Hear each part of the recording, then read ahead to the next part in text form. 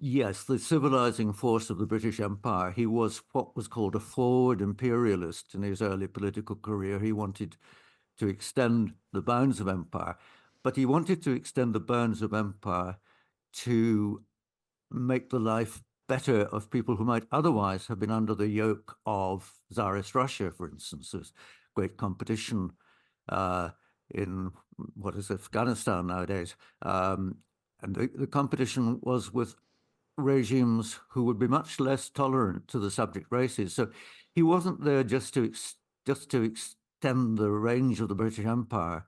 He saw British rule as a better commodity than others.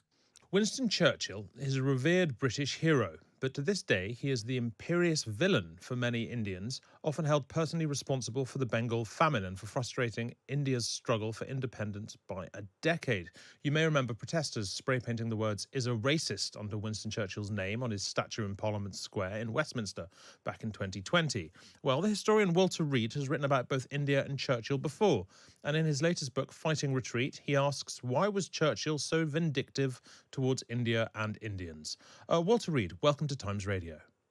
Thank you very much for having me aboard, Hugo. Great pleasure. Look, I understand you were initially shocked by attacks on Churchill's legacy, but then when you went sort of investigating and went looking, you were shocked too. Is that fair? Yes, it was. I mean, I started as rather a fan of Churchill, and I'm still broadly a fan of Churchill. But I was horrified by his approach to India. And the peculiar thing about it was that it was in sharp distinction to the way he treated the other, what were called subject races of the British Empire. He had been benevolent to South Africa after the Boer War. He'd been one of those who moved Ireland fast, the Republic of Ireland fast to independence after the War of Independence. He, as colonial secretary, he was responsible for the mandated territories, the bits of the Ottoman Empire in the Middle East, which Britain got after the First World War, Jordan and Palestine, and he propelled them to a very early independence. So he wasn't hostile to subject races in general, but he was very hostile to any move towards independence for India. And look, before we get to the big question, briefly remind us about Churchill's long association with India beforehand, first in the army and then afterwards. Well, he went as a very young man in his 20s. He spent the best part of 2 years in India in the cavalry on the northwest frontier, where he was in the army. He was in the army and he was in India purely to promote his career. He wanted to be a politician even then. And he wasn't all that keen on getting to India. He was much keener to be somewhere like Egypt, where there was a lot of fighting going on. He wanted to get medals and get glory. But he was a good officer in India. He fought well. He fought bravely. As long as someone was watching, he makes it very clear to his mother that if no one was around, he was very circumspect. But if there was a gallery there, he was content to play up to it. So he was there to promote his career. He didn't really like India very much. And look, he believed in empire as a civilizing force. Did that make him what we would today regard as a white supremacist? And does that explain something of his attitude towards India? He believed in, yes, the civilizing force of the British Empire. He was what was called a forward imperialist in his early political career. He wanted to extend the bounds of empire, but he wanted to extend the bounds of empire to make the life better of people who might otherwise have been under the yoke of Tsarist Russia, for instance. There's great competition in what is Afghanistan nowadays. And the competition was with regimes who would be much less tolerant to the subject races. So he wasn't there just to extend the range of the British Empire. He saw British rule as a better commodity than others. And so tell us a bit about his attitudes towards India and Indians that so shocked you. What did he do and what did he think? Well, he used language which we wouldn't use nowadays. The worst of it I don't even quote in the book because it's very offensive. He famously said, "I hate Indians. They're a beastly people with a beastly religion." But in reality, what I came to realize was that he used a lot of this language, first of all, because it was the currency of his time. Remember, he was a very old man. He stayed on in politics to a considerable age, so he was about 20 years older than most of his political peers. So he was using the language he'd been brought up with. And he used language also to stimulate debate. His Secretary of State for India through the war was Leo Amery, who was a priggish and pompous little man.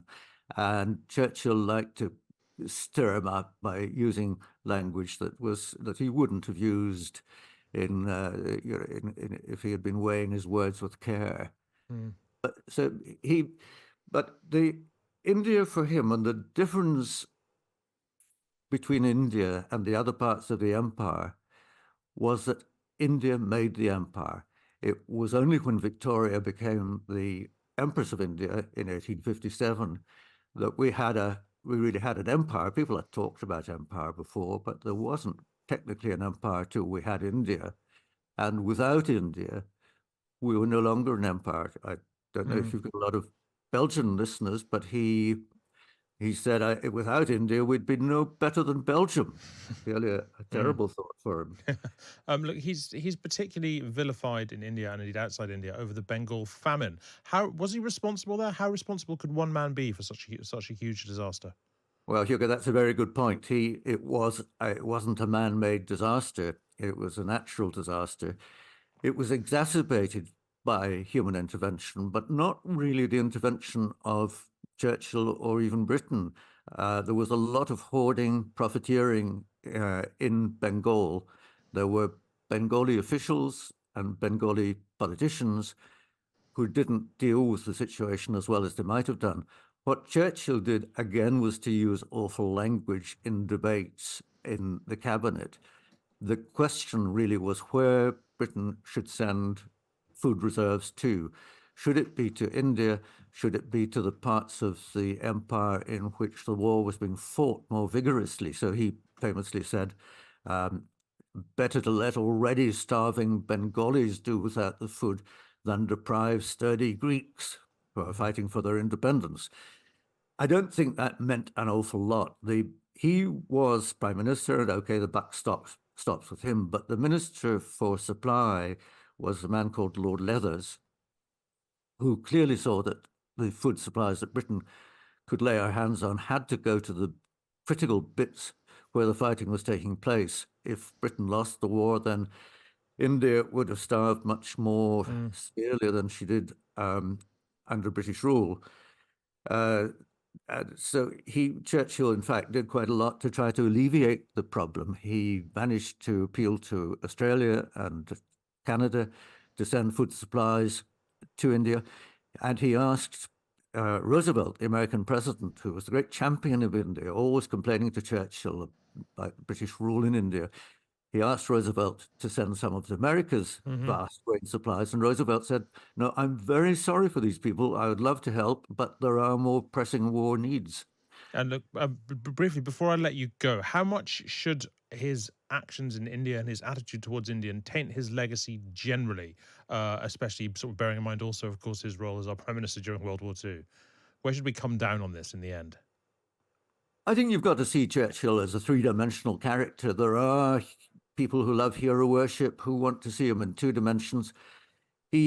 I said in another book that I regarded him as a great man with a great sense of humanity, great concern for the unrepresented mass of mankind. I still see him as that, but he had his blind spots. And in his desire not to see the sun set on the British Empire, he was unfair to India. Understood.